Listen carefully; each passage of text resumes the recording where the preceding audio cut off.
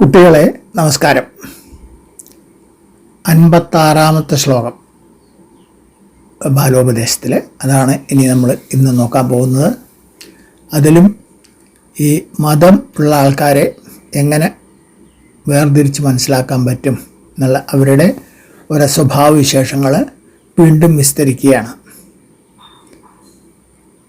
ഇപ്പോൾ പനിയുള്ള ആളെ പനിയുണ്ടോയെന്നറിയാൻ തെർമോമീറ്റർ നോക്കി കണ്ടുപിടിക്കുന്ന പോലെ ഇത്തരം പ്രവൃത്തികൾ അവർ ചെയ്യുന്നുണ്ടെങ്കിൽ അവർ മതമുള്ള ആളാണെന്ന് ഏകദേശം നമുക്ക് മനസ്സിലാക്കാൻ പറ്റും. അതാണ് ഇതിൽ വിവരിക്കുന്നത്. നമുക്ക് ശ്ലോകം ആദ്യം ഒന്ന് ചൊല്ലി നോക്കാം. നോക്കില്ല നോക്കേണ്ടത്, ചൊല്ലിയാലും കേൾക്കില്ല കേൾക്കേണ്ടത്, തീരുമാനം ഓർക്കേണ്ടതോർക്കില്ല, വിനീതരോധം വാക്കോ മതക്കാരുടെ നാട്ടിലില്ല. അപ്പോൾ ഇതിൻ്റെ അന്വയം നോക്കാം. നോക്കേണ്ടത് നോക്കില്ല, കേൾക്കേണ്ടത് ചൊല്ലിയാലും കേൾക്കില്ല, ഓർക്കേണ്ട തീരുമാനം ഓർക്കില്ല, മതക്കാരുടെ നാട്ടിൽ വിനീതർ ഓതും വാക്കോ ഇല്ല. ഇതാണ് ഏകദേശം അതിൻ്റെ ഒരു പ്രോസ് ഓർഡർ. ഒട്ടും അർത്ഥം മനസ്സിലാവാൻ ഒട്ടും വിഷമമില്ല. നോക്കേണ്ടത് നോക്കില്ല. മതം കയറി കൂടിയ ആൾക്കാരുടെ സ്വഭാവമാണ് പറയണത്. മതം വന്നാൽ പിന്നെ കൃത്യാകൃത്യങ്ങൾ എന്താണെന്ന് അറിയാത്ത വിധത്തിലുള്ള ഒരു ബോധം മറിഞ്ഞ മട്ടാവും എന്ന് പറയുമല്ലോ, പനിയൊക്കെ പിടിച്ച പോലെ. അപ്പോൾ ഏതാണ് നോക്കേണ്ടത് ഏതാ നോക്കണ്ടാത്തത് എന്ന് അറിയില്ല എന്നർത്ഥം. അപ്പോൾ കടുക് ചോരുന്നത് നോക്കും, നാളികേരം ചോരുന്നത് നോക്കില്ല, അങ്ങനെ ഒരു ചൊല്ലന്നുണ്ട്. അപ്പോൾ അപ്രധാനമായുള്ള സംഗതികൾ നോക്കിയെന്ന് വരും, പ്രധാനപ്പെട്ടത് നോക്കാൻ മറക്കും ചെയ്യും. ഇത് മതക്കാരുടെ ഒരു ലക്ഷണമാണ്. കാരണം അവർക്ക് മതം കാരണം ഒക്കെ അറിയും എന്നൊരു തോന്നലാണ്. അപ്പോൾ എനിക്കറിയാൻ വല്ലതും, അപ്പോൾ ഇതൊക്കെ ഞാൻ നോക്കണമെന്ന് ഞാൻ ശരി എന്നൊരു തോന്നൽ വരും. അതുപോലെ തന്നെ കേൾക്കേണ്ടത് കേൾക്കില്ല, അത് പറഞ്ഞു കൊടുത്താലും ചൊല്ലിയാലും കേൾക്കില്ല. ഇന്നതാണ് വേണ്ടത് കേട്ടോ, ഇന്നൊക്കെയാണ് വേണ്ടത് എന്ന് പറഞ്ഞാൽ അത് കേൾക്കില്ല. കാരണം അയാളുടെ മനസ്സിൽ മതം കാരണം എനിക്കൊക്കെ ഇയാളെ കളിക്കൊക്കെ ഇഷ്ടംപോലെ അറിയാം, ഇയാളെ എന്നെ ഉപദേശിക്കാൻ വന്നിരിക്കണോ എന്നൊരു തോന്നലോട് കൂടിയിട്ടാണ് നോക്കുക മതമുള്ള ആൾക്കാർ. അപ്പോൾ മറ്റുള്ളവർ പറയണത് അത്ര ശ്രദ്ധിക്കില്ല, കാരണം അയാളെ കളിക്കൊക്കെ മീതെ ഞാൻ എന്നൊരു തോന്നലാണ്.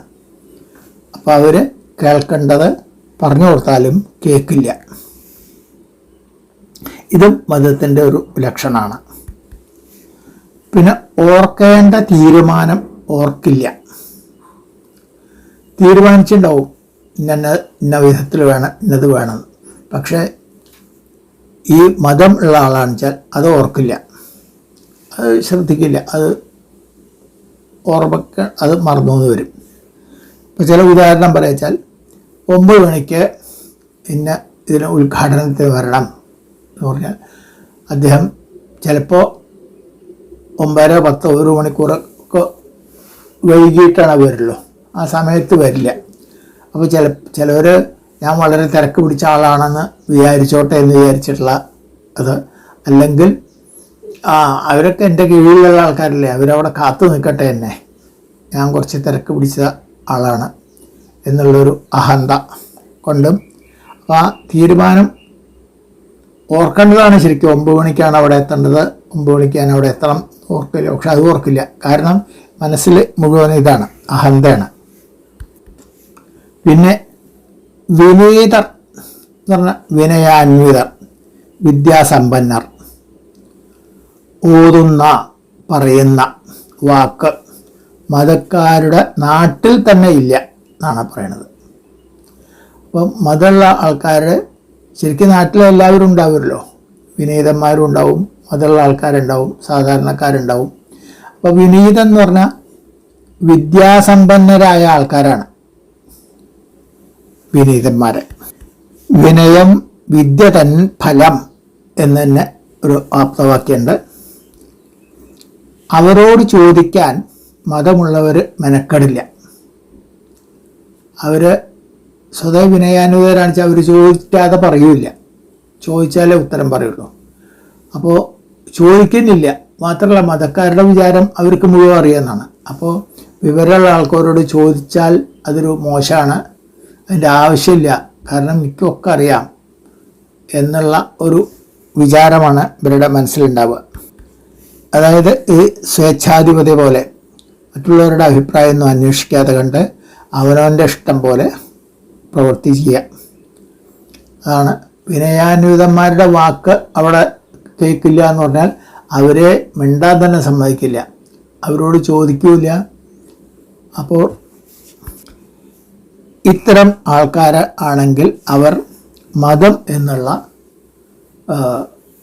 ഷഡ്രൂപുക്കളിലെ പ്രധാനപ്പെട്ട മതം എന്നുള്ള രോഗം ഉള്ള ആളാണ് എന്ന് മനസ്സിലാക്കാം. അപ്പോൾ അത്തരം ആൾക്കാരുമായിട്ടുള്ള കൂട്ടുകെട്ട് തന്നെ ഒഴിവാക്കുക. പലതും പകർച്ചവ്യാധിയാണല്ലോ പറഞ്ഞില്ലേ. പിന്നെ അതുപോലെ ആവാതെ നോക്കുക. ഇതൊക്കെയാണ് നമുക്ക് ചെയ്യാവുന്നത്. അത്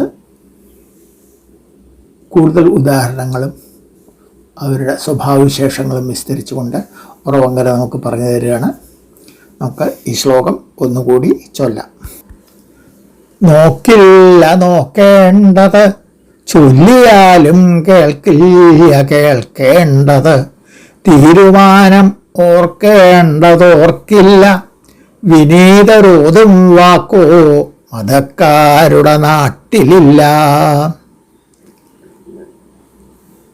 ഈ ശ്ലോകം നമുക്ക് പഠിക്കാം. അടുത്ത ശ്ലോകം അടുത്ത ദിവസമാവട്ടെ. എല്ലാവർക്കും നമസ്കാരം.